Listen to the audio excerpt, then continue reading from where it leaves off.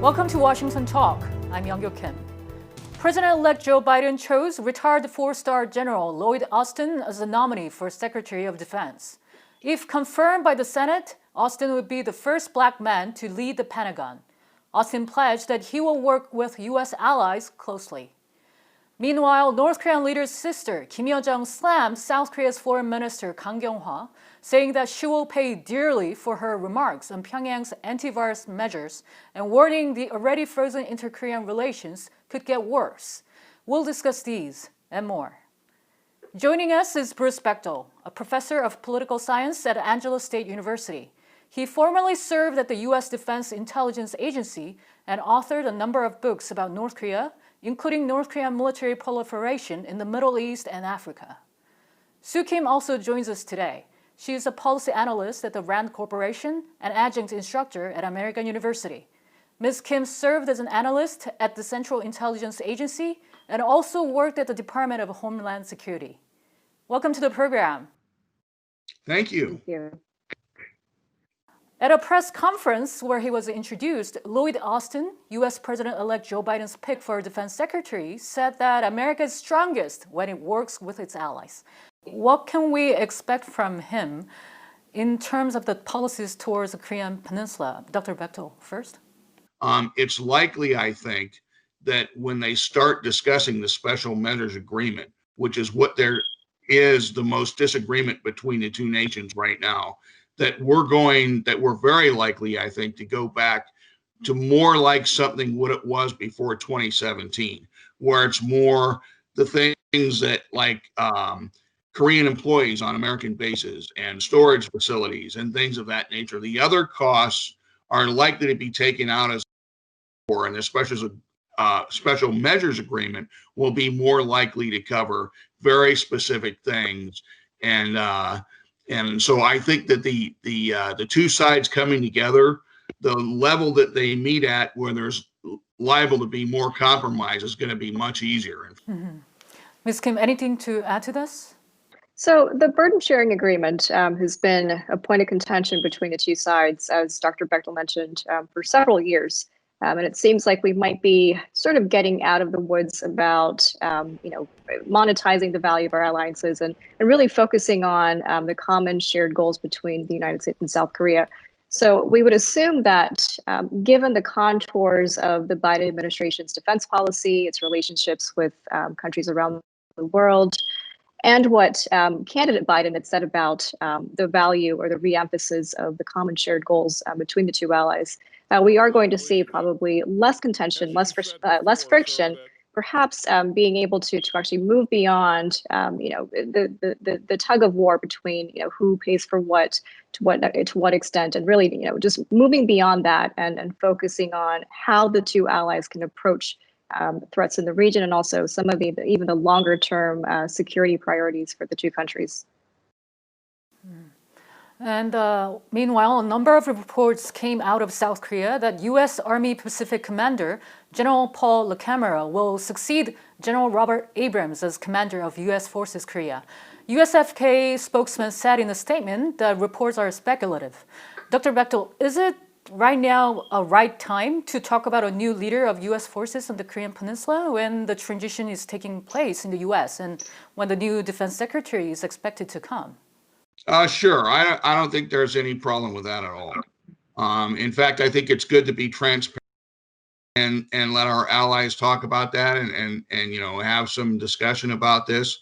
I did read his bio, and he has been stationed in Korea before. He was up at Gyeongnucheon at Camp Casey as a younger man, and he has also got a very distinguished career as a combat leader. So, again, a very highly qualified man. So I don't think it's a bad thing to discuss for him. The sooner that they can get their own transition going so that they can have a turnover between him and General Abrams when that's supposed to occur, the better. Mm-hmm. And U.S. early warning aircraft and reconnaissance planes flew this week over South Korea. Dr. Bechtol, are these flights part of the regular operations, or is it because of a rising speculation over possible North Korean provocations before the Biden administration begins in January? Well, yes and yes. Some of these aircraft actually took off from Camp Humphreys that were mentioned in the articles I read in the Korean press. It is absolutely normal and routine for reconnaissance aircraft, intelligence collection aircraft, ELINT aircraft, etc., to fly along that border with North Korea, both on the South Korean landmass and on the coast, both coasts of North Korea. So this is absolutely normal and routine. Were we to see other flights of reconnaissance aircraft, increased flights, for example, which we have seen from time to time, usually in times of tension, that would probably be based on intelligence that said that there was unit movements or other activities that indicated North Korea was, for example, gearing up for a test or getting ready to ship a bunch of missiles somewhere or something like that that would bring extra aircraft to the peninsula from places like Guam or Japan.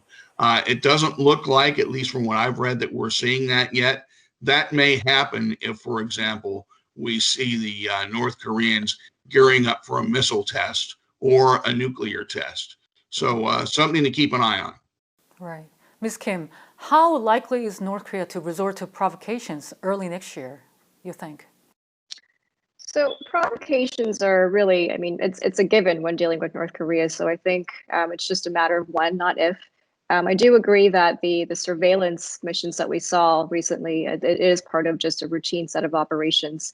But it does show that there is a possibility that, the North Koreans might be, I don't want to say strike, that they might be finding an opportunity to provoke the United States and South Korea, and rightfully so. The U.S. and South Korea are working jointly to sort of prepare and to maintain posture against the North Korean threat. But the thing about provocations is we seem to sort of think about this in a way where it's really diagnostic, and we think that within an X number of weeks that the new administration sets in, that we're going to see provocations. And of course, it's good to keep that in mind so that we are prepared on all fronts. But the thing with provocations, or just in the way that the North Korean regime operates, is that they look for opportunities, and not every opportunity is going to be cyclical by calendar, but they're going to see how the incoming administration is going to deal with the North Korean threat. If they're going to say anything about it, and they're going to probably try to either respond or try to preempt any U.S. actions or policies that might be unfavorable to Kim. Mm-hmm. In the meantime, North Korean leader Kim Jong-un's sister, Kim Yo-jong, slammed South Korea's foreign minister, Kang Kyung-hwa. The expression was rather harsh. Ms. Kim, why do you think Kim Yo-jong released this statement? So this was in response to the foreign minister's comments questioning the fact that North Korea does not have any coronavirus cases. So her response was, of course, harshly worded.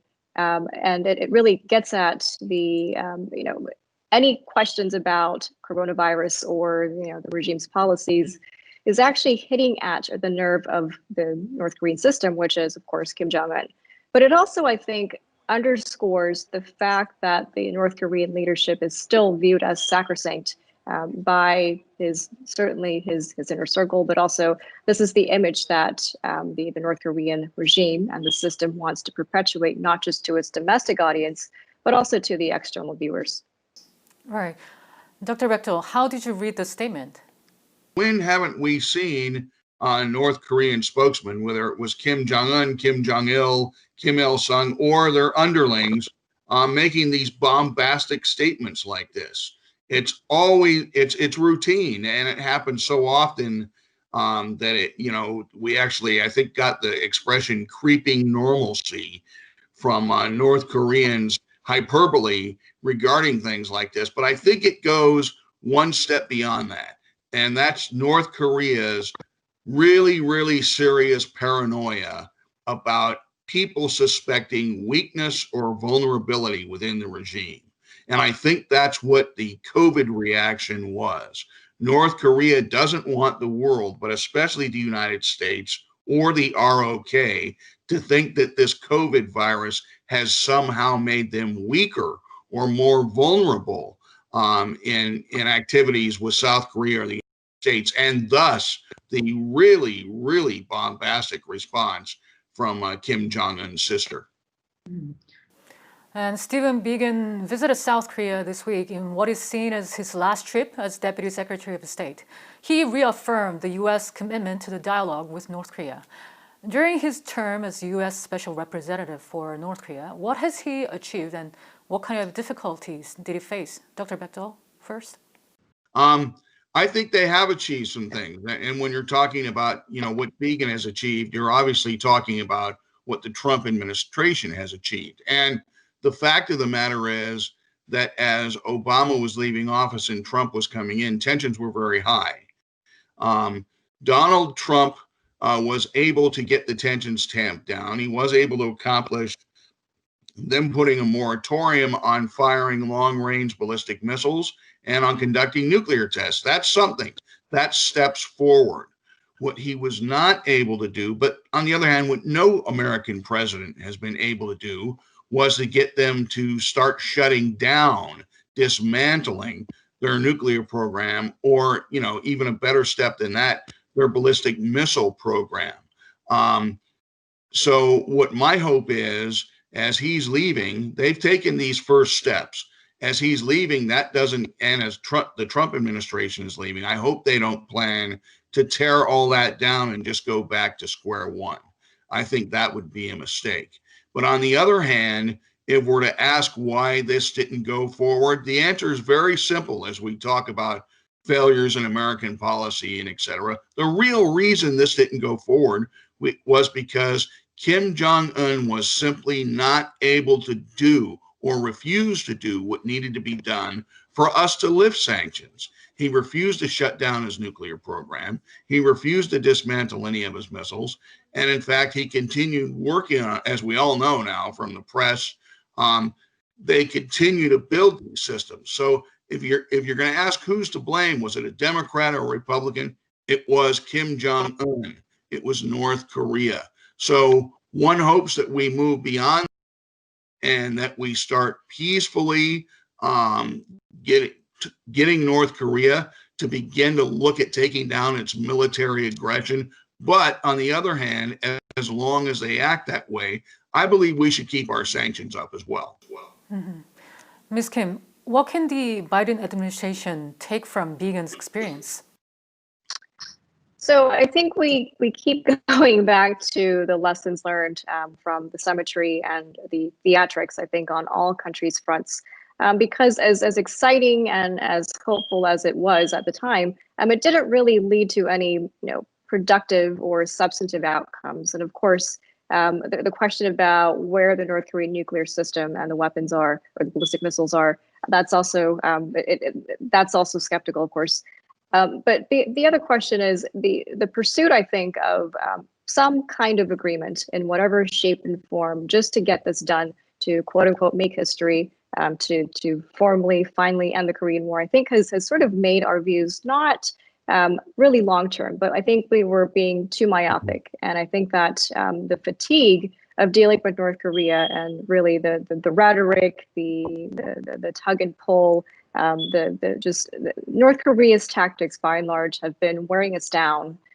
So by and large, I think what the Biden administration should take away from the past 4 years of summit level talks, of the lack of coordination between Washington and Seoul, is really that one, of course, we need to stress the importance of alliances, but two, the alliances aside, the United States needs to have a clear and really well orchestrated strategy, not just within the departments, of course, but among the greater U.S. interagency and the whole of government approach.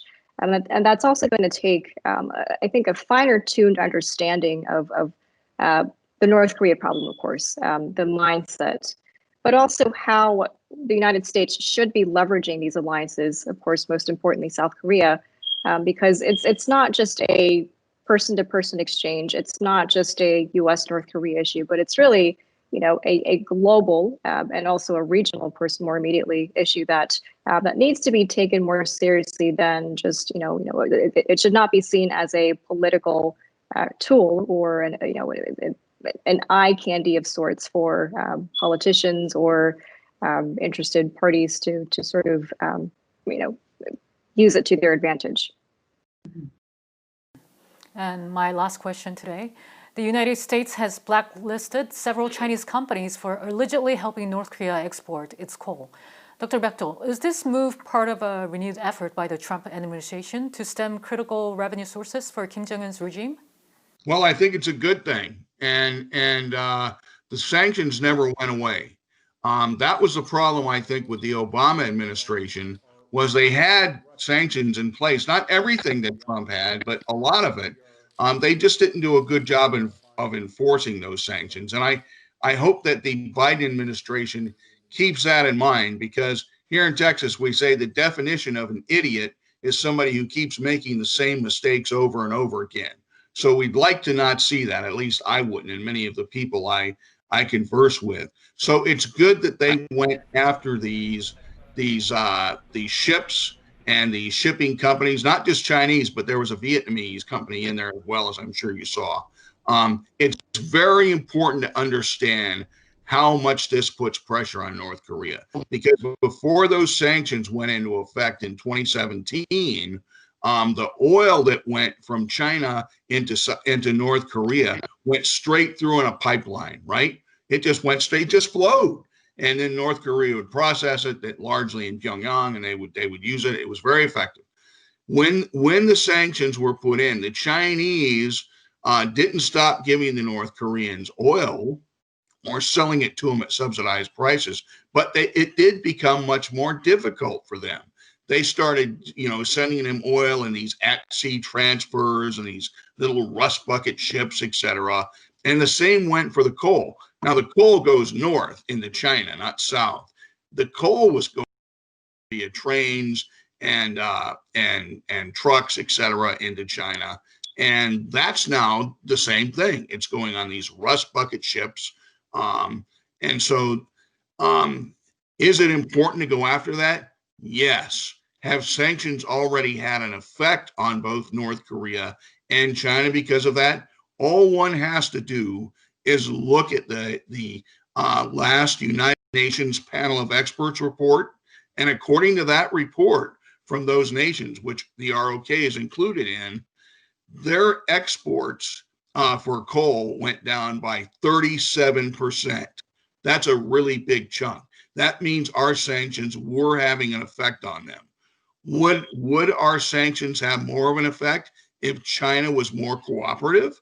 If they didn't let North Korea just run their ships through Chinese ports, launder their dirty money through Chinese banks? Yes, but we are having an effect. Mm-hmm.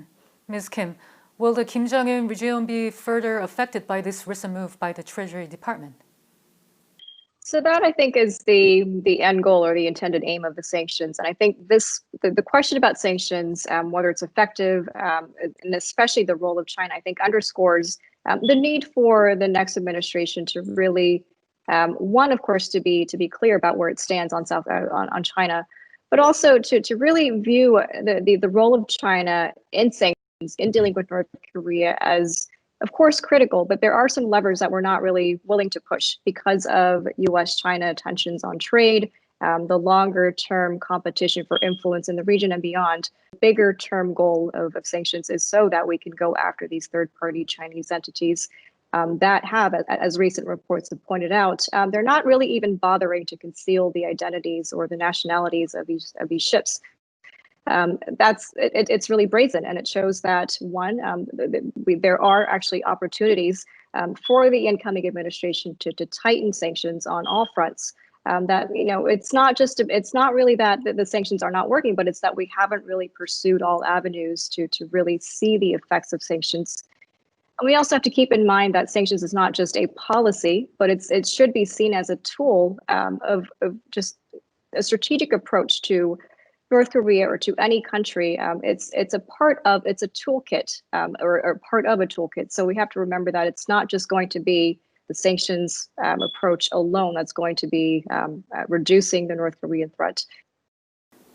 It is widely believed that pressure is mounting on Kim Jong-un as the North Korean economy continues to be hit by sanctions as well as the coronavirus pandemic. Dr. Bechtol and Ms. Kim, thank you so much for being with us today. Thank you. Thank you. And that does it for this week's Washington Talk from Voice of America. Please join us again next week for more analysis.